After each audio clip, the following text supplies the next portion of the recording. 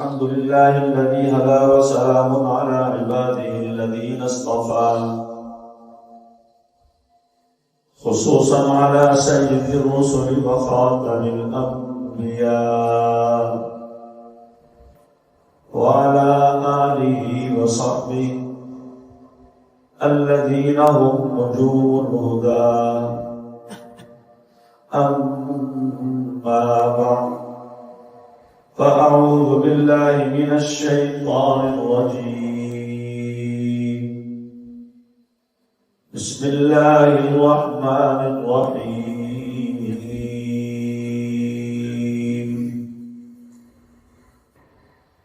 إن الله يغفر الذنوب جميعا إنه هو الغفور الرحيم وقال تعالى إنا أنزلناه في ليلة القدر وما أدراك ما ليلة القدر ليلة القدر خير من 1000 شهر تنزل الملائكة والروح فيها بإذن ربهم من كل أمر سلام هي حتى مطلع الفجر صدق الله العظيم وصدق رسوله النبي الكريم ونحن على ذلك لمن الشاهدين والشاكرين والحمد لله رب العالمين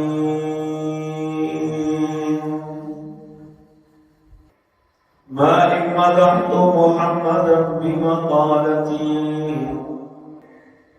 ولكن مدحت مقالتي بمحمد يا رب صل وسلم دائما أبدا على حبيبك خير الخلق كلهم هو الحبيب الذي ترجى شفاعته لكل هول من الأهوال مقتحمين.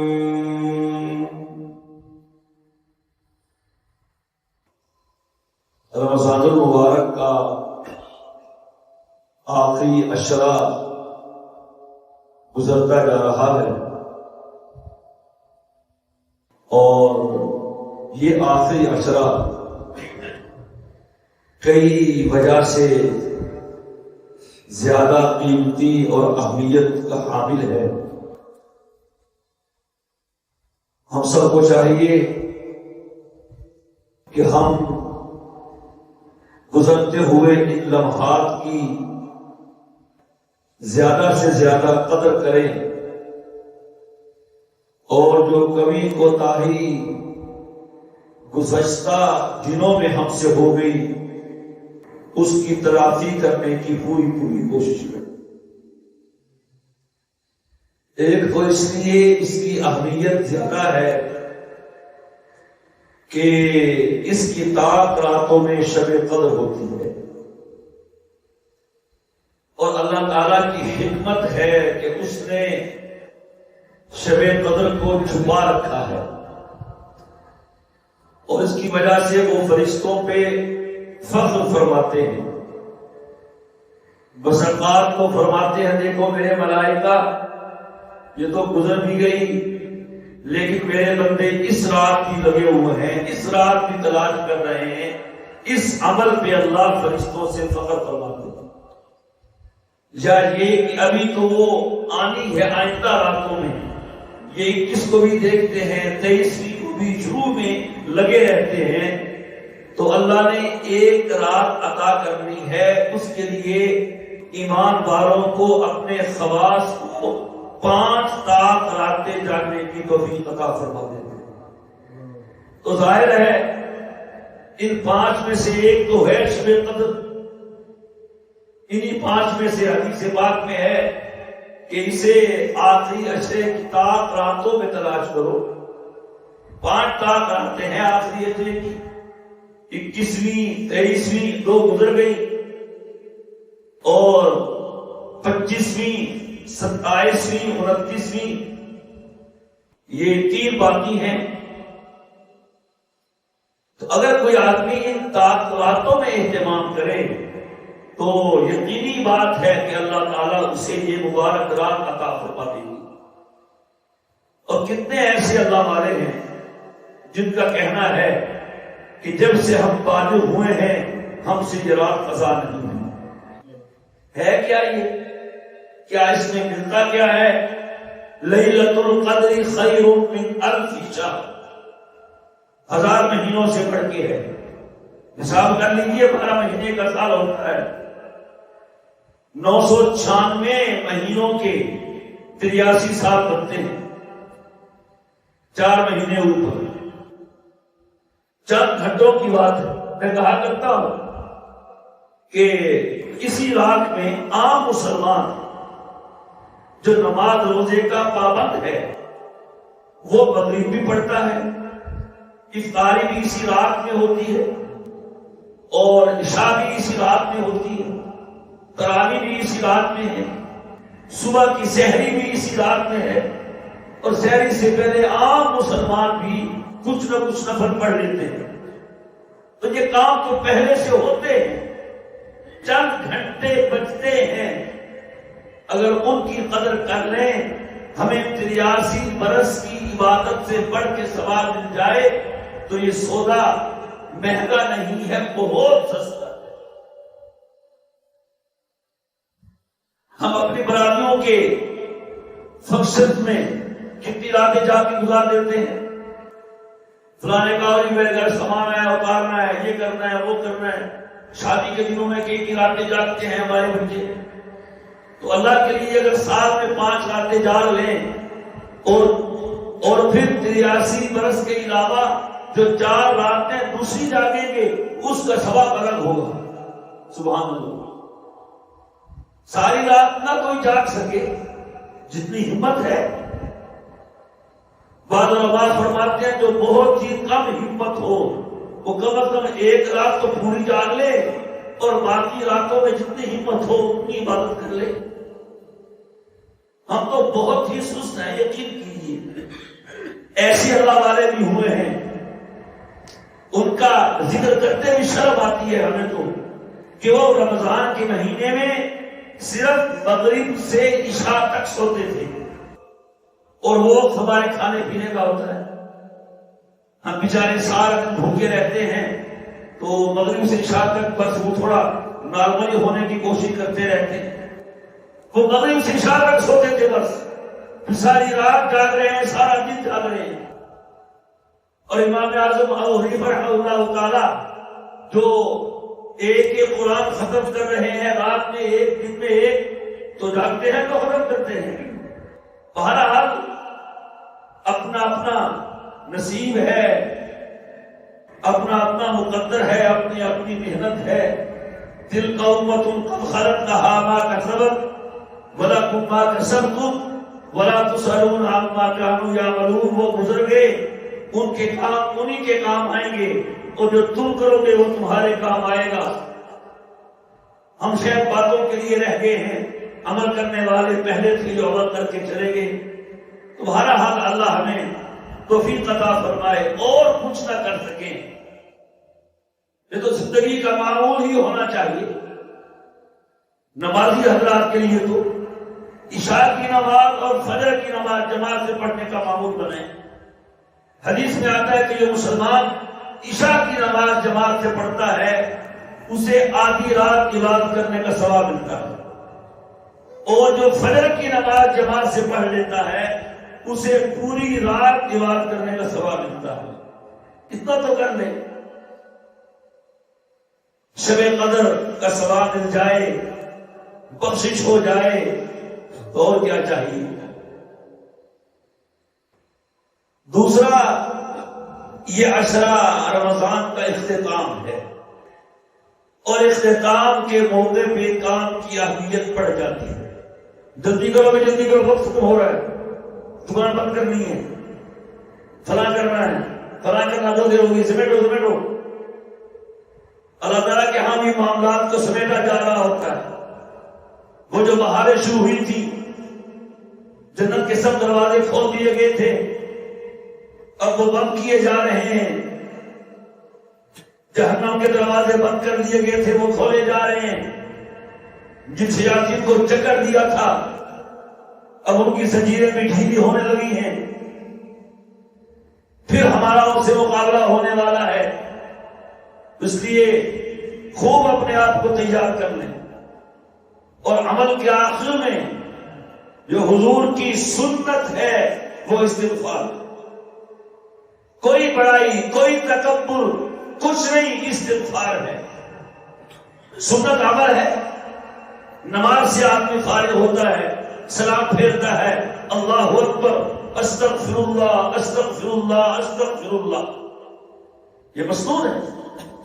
تو کیا کوئی گناہ کر کیا ہے جو استغفار کر رہا ہے؟ نہیں نہیں، وہ کہنا چاہتا ہے اللہ جیسی مجھے نماز پڑھنی چاہیے تھی نہیں پڑھ سکا، معاف کر دینا۔ ادھر بیت الخلا سے نکلا ہے، غفرانک غفرانک اغفروا غفرانک، اے اللہ معاف کر دینا۔ اور یہاں کون سی معافی؟ میں تھوڑی اتنی دیر بیت الخلا میں رہا، تیرا میرا رابطہ نہیں رہ سکا، میں تیرا ذکر نہیں کر سکا، مجھے معاف کر دے۔ تو استغفار صرف گناہ کے بعد نہیں ہوتا، یہ نیکی کے بعد بھی اس کی کمی کی تلافی کے لیے ہوتا ہے۔ وہ ہمیں کرنا چاہیے، شروع کر دینا چاہیے۔ روزانہ کم از کم 100 مرتبہ استغفار، زیادہ کریں 300 مرتبہ، ہر نماز کے ساتھ 100 مرتبہ، کیا مشکل ہے؟ تسبیح ہاتھ میں رکھیں، سارے کام کریں، دکاندار ہیں دکان چلائیں، آفس میں بیٹھے ہیں تفصیلی کام کریں، اور کسی جگہ پہ ہیں کریں، زبان سے آپ کر سکتے ہیں۔ یا آپ اپنا اندازہ لگا لیں کہ اتنی دیر میں 100 مرتبہ استغفار کر لیتا ہوں، تسبیح چھوڑ دیں، وقت دے کے شروع کر کے پورا کر دیں۔ کرنے کے 100 طریقے ہیں جو کرنے والا ہے۔ اور خاص طور پہ جو ہمارے بچے، ہمارے بھائی بزرگ اعتکاف میں ہیں، وہ تو بہت زیادہ محتاط رہیں۔ وہ اپنا گھر چھوڑ کے کسی کے گھر ڈیرے لگا کے بیٹھے ہیں منانے کے لیے، اور منانے والے آپس میں ہنستے کھیلتے نہیں ہیں۔ اسی واسطے کہا پردے لگا لو، ایک دوسرے سے گفتگو بھی نہ کرو۔ روٹھے ہوئے رب کو منانے آئے ہیں تو منانے کا سلیقہ طریقہ بھی دیکھنا چاہیے۔ منا کے اٹھتے ہیں یا اور ناراض کر کے اٹھتے ہیں، یہ مذاق نہیں ہے، یہ اس کی چوکھٹ پہ آ کے پڑ جانا ہے۔ پھر جی میں ہے کہ در پہ کسی کے پڑا رہوں، سر زیر بار منتیں دربار کیے ہوئے۔ دل ڈھونڈتا ہے پھر وہی فرصت کے صبح و شام۔ تو یہ اللہ کو راضی کرنے کے لیے آئے ہیں۔ اور یاد رکھیے اعتکاف کا اصل مقصد بھی شب قدر کو تلاش کرنا ہے، عبادت کرنی ہے۔ اس بات سے بعض مسجدوں والے کہتے ہیں متفقین موبائل لے کے نہ آئے، صحیح کہتے ہیں۔ ہاں کوئی بزرگ سنجیدہ ہیں، وہ اپنے موبائل سے اچھا کام لیتے ہیں، وہ الگ چیز ہے۔ کسی خاص جس طرح کسی کتاب کا مطالعہ کرنا ہے، خاص وقت میں اچھے کام دیکھنے کے لیے موبائل استعمال کریں، اچھائی کے لیے، جس طرح کتاب کھولتے ہیں، باقی کاروں کے لیے بند رکھیں۔ یہی بیٹھ کے کاروبار بھی کر رہے ہیں، ہاں لے لو مال سے، کوئی بات نہیں، کر لو سودا، تو خدا یہی کرنا تھا تو پھر دکان پہ بیٹھتے۔ یہاں کے بھی دنیا، یہاں کے بھی آپس کی یاریاں دوستیاں، یہ اعتکاف کی روح نہیں ہے۔ اس کو رات مگر نہ تو کھلے ہاتھ میں بیٹھ جاتے کہ پردے کیوں لٹکائے گئے ہیں، ان کی حقیقت سمجھنی چاہیے. بس میں ہوں اور میرا اللہ ہو. کیوں تو تخلیے میں ون ٹو ون ملاقات ہوتی ہے، وہ کسی اور کے سامنے نہیں ہو سکتی ہے. اس لیے اعتکاف اور ایک دن کا اعتکاف جہنم سے 3 خندقیں دور کر دیتا ہے. تو اس لیے جو ہمارے متقین بھائی ہیں وہ اس کی روح حاصل کرنے کی کوشش کریں. شیطان یہاں بھی آیا ہوا ہے. اب یہ مت سمجھے کہ شیطان گھر چھوڑ دیا، نہیں، دکان نہیں، وہ آپ کے ساتھ ہی ہے. وہ آپ کے معتکف میں بھی ساتھ ہے، وہ نماز کے اندر بھی ساتھ غلط خیالات ڈالتا ہے دل میں. تو یہ سارے کام ہیں اور ہم بھی اس طرح تصور کر کے گزاریں کہ معلوم نہیں اگلا رمضان ملتا ہے کہ نہیں. کتنے ہمارے بھائی، ہمارے پڑوسی، رشتے دار، ہمارے ہم سے چھوٹے، ہمارے برابر والے، ہم سے صحت مند گزشتہ رمضان میں تھے، آج نہیں ہے. ہمارے پاس کون سی گارنٹی ہے؟ اتنی بڑی نعمت دی اللہ نے، اس کی میں نے کتنی قدر کی ہے. ندامت ہو وہ اس سے بڑا خوش ہوتا ہے.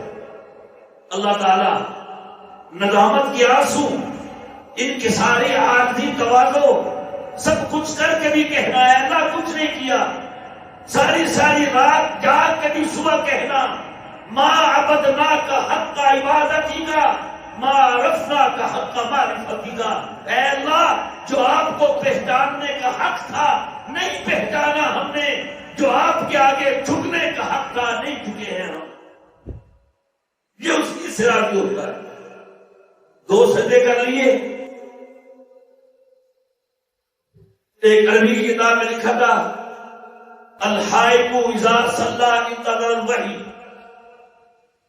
کچھ لوگ ایسے ہوتے ہیں 2 رکعت نماز پڑھنے کے بعد وحی کے انتظار کرنا شروع کر دیتے ہیں، کب جبریل آئے گا ہمارے پاس. اس لیے اپنے اللہ کو راضی کر کے رمضان کو رخصت کرنا ہے. اور کچھ ہمارے بھائی فنکاریاں شروع کر دیتے ہیں، اور رمضان رک جا نہ جا، کیوں جا رہا ہے، ابھی شروع ہو جائے گا. ابھی اس نے سوچتے ہم نے یہ بھی کرنا تھا، یہ بھی کرنا تھا، ٹھہر جا. تو پہلے کہاں تھا بھائی؟ تو پہلی تاریخ سے آیا ہوا ہے، کہاں تھا تو پہلے؟ اب کیا مسئلہ بن گیا جاتے ہوئے؟ تو مجھے پتا ہے اس سے رکنا نہیں ہے. قرآن نے کہہ دیا ایام معدودات، چند دن ہے گنتی کے. پہلے کہاں سویا ہوا تھا رک جا رک جا رک جا. کیوں رکے؟ کو رکتا ہے وقت؟ حرکت شمس و قمر کو کون روکتا ہے؟ حرکت افلاک کہاں رکتی ہے؟ زمانہ نہیں ٹھہرتا ہے. یہ فنکاری ہے اور اللہ اس رقم سے متاثر نہیں ہوتا ہے. جو کرنا ہے کہ کریے نا، کیجیے. قرآن تمہارے پاس کتنی تلاوت کی ہے، کتنے آنسو بہائے ہیں، اس کو بنا لیا ہے، راضی کر لیا ہے اس کو. ہمیں تو یہ فکر بھی نہیں ہے. کتنے ہیں مسلمان جو اس قرآن میں روتے ہیں کہ اے اللہ رمضان جا رہا ہے، مجھے بخش دیجیے. کچھ تو ایسے بھی تھے جو کہتے تھے اے اللہ بخشش بھی چاہیے، بخشش کا پروانہ بھی چاہیے، ابھی چاہیے. ایک اللہ والے حج پہ گئے ہیں، حج پہ حج ہو گیا، آخری میں طواف ودا ہے، واجبات پورے ہو گئے، قافلے والے آ گئے، وہ حرم سے نکل ہی نہیں رہے. لوگوں نے کہا حضرت آؤ نا، حج ہو گیا، کبھی اجازت نہیں مل رہی آنے کی. کہو تو گیا حج، کہ نہیں ابھی نہیں ملتی اجازت. تو کیا اجازت ہے؟ ابھی ہمیں بھی بتاؤ. کہ میں نے اللہ میاں سے کہا اے اللہ تیرے گھر سے تب نکلوں گا جب بخشش کا پروانہ میرے ہاتھ میں آ جائے گا. وہ بھائی بخششیں مغفرتیں وہ تو آخرت میں ہونی ہیں، یہ فیصلے اس سے ہوں گے. نہیں، میں نے کہا ہے پروانہ ملے گا تو جاؤں گا، نہیں تو میں یہاں تیرے گھروں میں. اللہ ادھر وہ در نہ کھولیں گے تو ہم بھی در نہ چھوڑیں گے. حکومت اپنی اپنی ہے، کہیں ان کی کہیں میری. میں ادھر ہی ہوں. پھر دنیا نے دیکھا مزاج رحمت نے ایک کاغذ کا ٹکڑا اڑتا ہوا آیا، اس نے لکھا تھا جا میرے بندے چلا جا تیری بخشش ہو گئی ہے، اور اس کی خاص علامت تھی اس کاغذ کو جدھر گھماتے لکھائی نیچے آ جاتی۔ لیکن آگے ہم نے بھی کسی سے اللہ سے ضد لگائی ہے۔ بھولے شاہ نے کہا تھا نا، سکے پتھر کتاب نہیں ہوتے، سکے پتھر گلاب نہیں ہوتے، کورے کاغذ کتاب نہیں ہوتے، جے کر لائی یاری بھولیا پھر یارا نال حساب نہیں ہوتے۔ لگانا اس سے یاری، لگا کے تو دیکھو، وہ یاروں کا یار ہے۔ اللہ ولی الذین آمنوا یخرجهم من الظلمات الى النور۔ اللہ یار ہے ایمان والوں، دوست ہے ایمان والوں کا۔ ہم اس کے گھر میں آ کے بھی اس سے یاری نہیں نبھاتے، آئے ہوئے ہیں اس کے گھر میں، ڈیرے اس کے گھر میں، کھانا پینا اس کے گھر میں، یاریاں اپنی نبھا رہے ہیں۔ یہ کیسی یاری ہے؟ اس وقت میرے دوستو فکر کریں بخشش کی، اس کی طرف سے بخشش کے پروانے لٹائے جا رہے ہیں۔ روزانہ 10 ملین لوگ، 1 ملین لوگوں کو جہنم سے آزادی ملتی ہے روزانہ۔ اور جب رمضان کا آخری دن ہوتا ہے تو جتنے بخشے جا چکے ہوتے ہیں وہ قریب آخری دن اتنے اور بخش دیتا ہے۔ 3 کروڑ اور 3 کروڑ میں کن میں ہوں؟ پہلے 3 کروڑ میں، یہ دوسرے کے 3 کروڑ میں مجھے فکر ہی نہیں ہے۔ عید کی رات کو اس نے لکھا ہوا ہے لیلۃ الجائزہ، انعام رات، اور میں منا رہا ہوں چاند رات۔ میں نکلا ہوں، ہمارے اعتکاف والے بھائی بھی جو کچھ کمایا ہوگا عید کی رات اٹھا کے آ جاتے، فجر میں نہیں پہنچ سکتے بسا اوقات۔ میں حالات بیان کر رہا ہوں جو دیکھنے میں آتے ہیں۔ اس وقت میرے دوستو یہ آپ کے لوٹ میلے تو لوٹنے کے لیے ہیں، یہ اللہ کی طرف سے لوٹ میلہ ہے، لوٹ لیجیے، بخشش کروا لیجیے۔ ختم ہو رہی ہے یہ بہاریں، پھر اگلے سال کس کا مقدر ہے، کس کا نصیب ہے، اس انداز سے گزاریے، اس کو راضی کیجیے۔ ہر نماز میں اسے بھی اے اللہ اب بخش دیا ہے، دل میں وہ جواب دیتا ہے۔ ہم اسے باتیں کرنا ہی نہیں ہے نا۔ غیروں سے کہا تم نے، غیروں سے سنا تم نے، کچھ ہم سے کہا ہوتا، کچھ ہم سے سنا ہوتا۔ جو اسے باتیں کرتا ہے وہ اس سے باتیں کرتا ہے، جو اسے باتیں نہیں کرتا وہ اسے باتیں نہیں کرتا۔ اللہ ہمارے اس رمضان کو مبارک فرمائے، کبھی کوتاہی کو معاف فرمائے۔ اور ایک آخری عمل اس عشرے میں ہوتا ہے صدقہ فطر کا۔ صدقہ فطر کا جو اصل وقت ہے وہ عید کے دن صبح صادق کے وقت واجب ہوتا ہے، اور عید پڑھنے تک اس کا وقت ہے۔ رمضان میں بھی دینا جائز ہے، بلکہ زیادہ بہتر ہے۔ تو یہ ہر مسلمان پہ فرض ہے جو صاحب نصاب ہے، سونا چاندی نقدی کاروبار کا سامان، تجارت کا سامان، ضرورت کا سامان 52 تولہ چاندی کے برابر ہو جائے تو صدقہ فطر اپنی طرف سے، اپنی اولاد کی طرف سے، بالغ نابالغ سب کی طرف سے واجب ہے۔ اس کے اجناس طے کیے ہیں شریعت نے، گندم، کشمش، کھجور۔ جو گندم آگا سا ہے 2 کلو، پونے 2 کلو، باقی اجناس 1 سا ہے 3.5 کلو، کھجور نے 3.5 کلو، کشمش نے 3.5 کلو، اور تیسرا کیا ہے جو نے 3.5 کلو، 4 کلو پورے کر دیں کوئی منع نہیں ہے۔ گندم دے 2 کلو۔ اب لوگ پیسے پوچھتے ہیں بھائی یہ جناس ہے، جا کے بازار سے پیسے پوچھو، ادا دو اللہ خیر صلی اللہ۔ آپ سب شہر میں رہتے ہیں، کوئی کہتا ہے 240 روپیہ، 250 روپیہ، 220 روپیہ، جیسے بازاروں میں لگا ہوتا ہے تو بنے ہوئے ہیں بہتر۔ 200 بھی دے رہے ہیں ٹھیک ہے، 240 بھی دے رہے ہیں ٹھیک ہے، 250 بھی دے رہے ہیں ٹھیک ہے، 10-20 روپے زیادہ ہی ہو، کم نہیں ہونے چاہیے۔ اللہ نے مال دیا ہے تو کشمش کا حساب لگا لیں، اجوا کا حساب لگا لیں، 4 کلو اجوا فیکس لگا لیں، کشمش کا لگا لیں، کھجور کا لگا لیں، جو کا لگا لیں۔ گندم تو ہے ہی اپنے پاس، نہیں گندم کے ساتھ سے 200-250 روپے بن جاتا ہے، وہ کم از کم عید پڑھنے سے پہلے دینا واجب ہے۔ اگر عید پڑھ لی تو قضا ہو گیا، معاف پھر بھی نہیں ہوا، دینا پھر بھی پڑے گا، پھر قضا کرنے کا گناہ ملے گا۔ حدیث پاک میں آتا ہے رمضان کے روزے فضا میں لٹک جاتے ہیں جب تک صدقہ فطر ادا نہیں کیا جاتا۔ اللہ تعالیٰ ہمیں ان آخر بھارت صبر کرنے کی توفیق عطا فرمائے، اور اللہ تعالیٰ ہمیں اللہ سے اپنی بخشش کروانے کی توفیق عطا فرمائے، اور جن لوگوں کو اس نے بخش دیا ہے اس میں ہمیں شامل کر لے، اور ابھی تک ہم اپنی بدعملی کی وجہ سے شامل نہیں ہوئے، ابھی باقی ہیں دن، اس میں شامل کر لے، معاف کر دے۔ ہمیں بھی کیا فرق پڑتا ہے اسے، اس نے اتنے کروڑوں کو معاف کرنا ہے، ایک میں ہوں مجھے معافی کرے گا، اے اللہ مجھے بھی معاف کر دے، مانگے تو صحیح۔ اس کے الطاف تو ہے عام شہیدی سب پر، تجھ سے کیا ضد تھی تو اگر کسی قابل ہوتا۔